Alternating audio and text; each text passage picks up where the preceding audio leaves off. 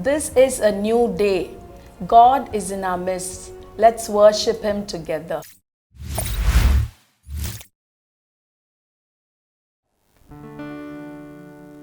Shepherd of my soul, I give you full control.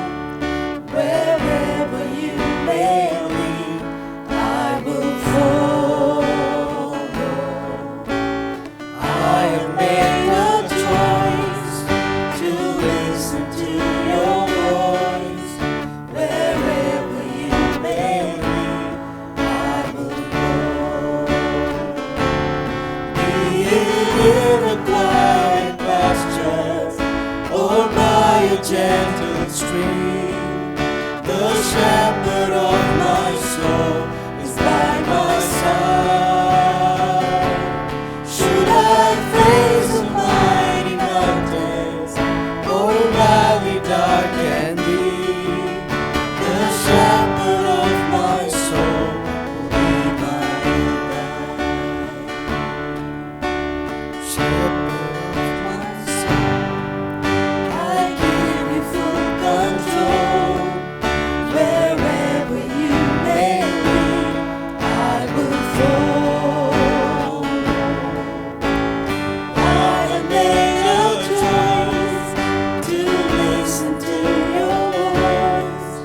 Wherever you may lead, I will go.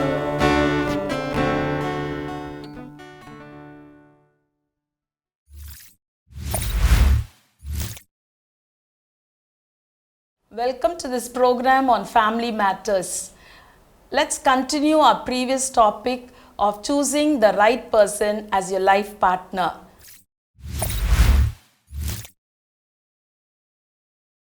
So being a young pastor, Yeah, so that's this a- is different perspective how I will go because pressurizing, I won't say in that way.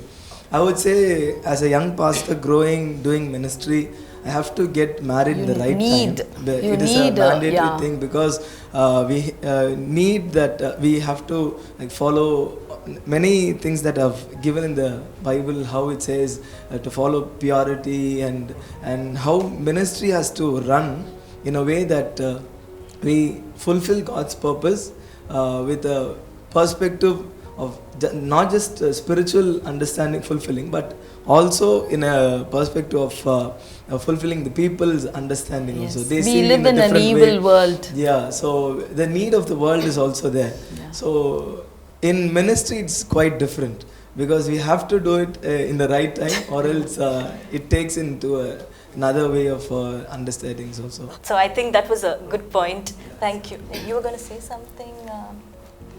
How are we going to satisfy our parents? No, we are trying to satisfy ourselves. So how are you all? You all are youngsters now. For you, you're still young, so you have the strength and the energy. But your parents are a little older than you. They have more experience, I agree. They may not think the same way that you do, but how are you going to satisfy them? Because they have spent all their life bringing you up. Don't you think they have done like that? So, what are you thinking about it?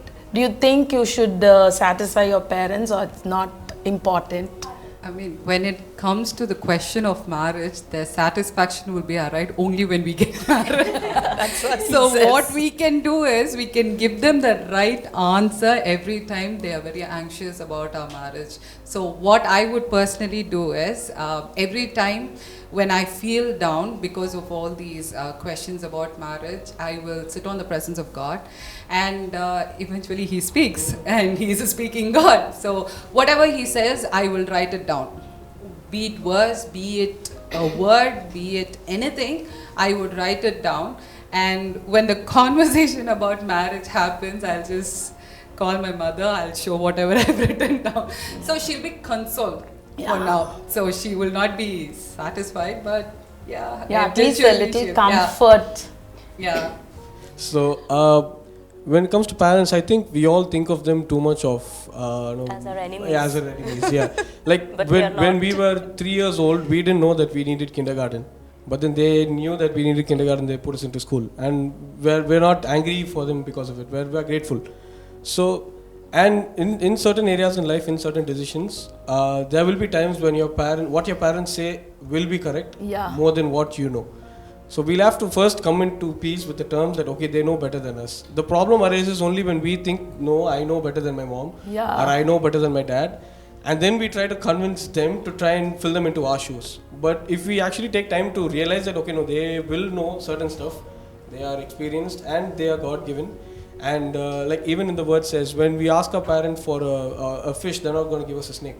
Yeah. And if an earthly father knows, what good gifts to give, then God knows better. So in the same manner, if your father or your mother comes to you with that conversation, instead of right away shutting them off and trying to pull them into your side, it will be nicer if we try to go into put ourselves into their shoes first, try to understand the point from what they are making. So sometimes if it's from external pressure, then we can, at that point, after listening and hearing them out, we can let them know that, okay, no matter how many people keep saying this, at the end of the day, it's me who's going to live that life. And just because you're facing this pressure now, I can agree to this, and I have no issues, I can agree to this, but if I agree now, then if at all I face any other issue in the future, it might become a guilt trip for you. Yeah. And I don't want that guilt on your hands. Okay. So if you put that across in that kind of a way, then I think parents will be okay with it. We should stop comparing our walk with other people.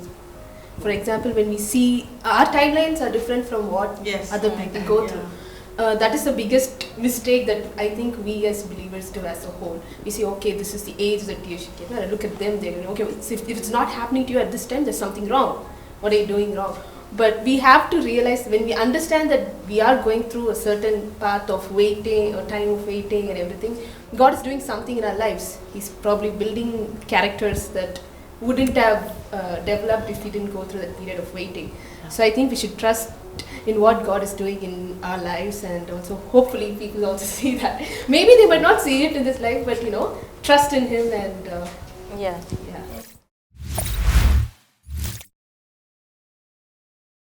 But just one question from what Jenny told.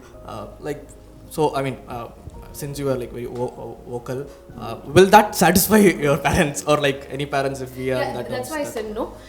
We may never satisfy them. We may never know. That's what we can. There are a lot of questions in life that cannot be answered now. We might not get answers now, so we have to make our peace with that.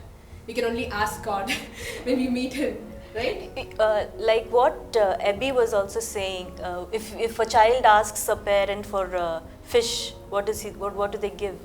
So the same way, God knows what is your time. So I think we need to have that conversation with our parents, and it's not like you versus them or them against you. You are all together. We are all in God's boat. So I think that will. And also one of the elephants in the room is fear. Sometimes we have this fear. Yeah, sometimes Fear of fear of getting future. married. Married life. Getting married itself. So sometimes people tend to have this fear. Youngsters generally, they tend to have this fear in them, and instead of telling that openly to anyone who tries to counsel them that no, I'm scared for now, please give me time, they try to put on all other excuses and reasons. Yes. And I think that's where parents also tend to get a little irritated, and they also try to start pushing you into it. So if you're being honest with it, if your parent is asking you, why don't you get married now, and you're very honest and you say, no, I'm really scared, I don't even know how to talk to a girl, please give me some time, then I think mom or dad will agree and will accept. So instead of trying to put on a macho saying, no, I want to see my career first, or I want to save money first and all that. So instead of doing all that drama, we can just be honest with them. Yeah. Your parents are one people whom you can be totally honest with. Honest, and open. they are the only people whom we are not honest with, I think, most of the times. Most of the women, they want to stabilize their career before getting married. It is not drama, because independent women, like financially independent women, are much better. That is everyone's attitude. Like, it has become our lifestyle. It is good to be financially independent, and to stabilize our career before getting married is a good choice. and it is not drama. It's not. So I think I've been misunderstood here. I also agree with stabilizing your career first. I just told that like as an example. Like if you have a huge football game coming up and you're ready and you're going to play, and you have an injury in your foot, you don't go to your coach and you tell your coach, no, I want to play striker today because my position is not this, or it seems like it's raining, I don't want to play. You don't say all that stuff. You tell what's your problem first. Yeah. No, I'm injured, I can't play for now. Please give me time, I need rest. And if you take that kind of a perspective and you talk to your parents too, I do agree that like in general, girls have this extra pressure when they say, no, I want to see my career first, the parents don't agree and all that. I think all of that has to do with what stories that they've heard or whatever previous people have experienced, and they've told that no, there's this one girl who chased her career, now she's not married, she's 35 and all that. So those kind of stories and talks might scare our parents also, and that is why they are scared and they try to push us. And in that kind of a scenario, I think we need to redirect them also to God, saying let's trust God together in this. Because like Abraham didn't have a kid like till he was 100, and he wasn't even worried. So when our parents bring up that kind of a topic to us, we need to redirect them along with us to God again, to say, Ma, why are you worried? Let's trust God in this. You made the right point, and I was about to say that because initially when Sharon started the conversation, she said that the situation with boys is totally different from girls. So our honesty does not work out there because all the fairy tales that they hear, be it our parents, whatever they hear is what predominant in their mind, and our honesty big time fails there. And financially independent females always create this confidence in their parents. So that actually most of the time helps our parents to trust us even more that our decisions will be right, to wait on God rather compromising for all these talks from everyone that it has to be in this age, it has to be this man, it has to be this family so that your life will go well. Because the timeline differs, and we've evolved a lot and we've learned a lot. Both from the people around us and both from social media, we are learning a lot. I mean, God has given us the discerning spirit to know what is right. You don't learn everything from the social media. Yeah. You need. He's taught us what is right from wrong, and this helps us to make the decision. And I would say our parents are really, really good in tackling the situations about our marriage, because how much ever they talk to us about marriage, but when someone asks them about the question about marriage, they would easily say it will happen when God does things. Yes. So that is a very good thing that we can learn from our parents. So instead of us saying our own points that I don't want to get married until I get a salary in 5 figures and making all false things, we'll just tell them in the way they answer the others, very diplomatic, saying we'll wait on God. But along with that also, I'm sorry if I'm interrupting, but along with that, we also need to take intentional steps on developing ourselves also throughout that time.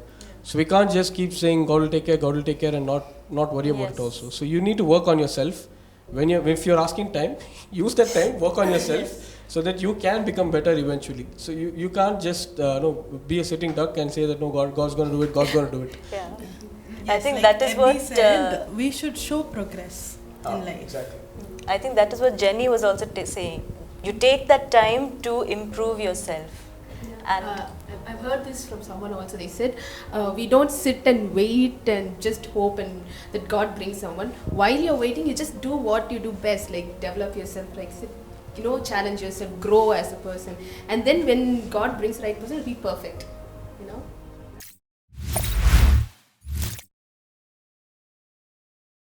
As you're praying for your life partner, you will surely hear a voice saying, "This is the way, walk along it." And when you listen to this voice, just catch it and then follow what God is telling you to do.